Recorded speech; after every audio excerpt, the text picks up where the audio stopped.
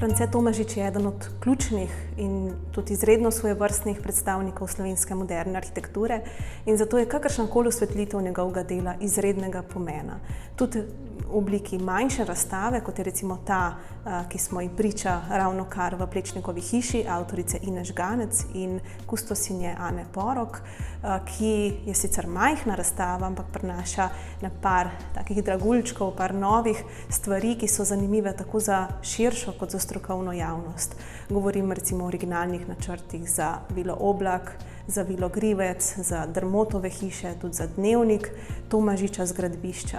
Tako da to so stvari, ki so izrednega pomena in zelo koristne in upam, da bodo odprle neko raziskovalno pot za naprej v prihodnosti in vodile do ene resne monografske obdelave arhitekta Tomažiča v smislu, recimo v obliki neke večje publikacije in seveda tudi razstave.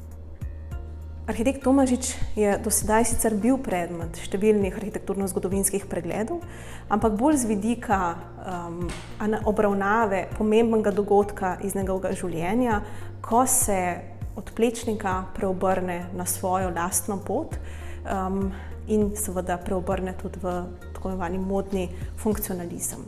Predvsem s tem delom so se ukvarjale številne študije, tudi seveda s slogovno primerjavo prejšnjega obdobja in kasnejšega, precej manj je pa enega temeljitega vrednotenja njegove arhitekture. In to delo nas pravzaprav še čaka in res upam, da je ta razstava prvi korak k temu.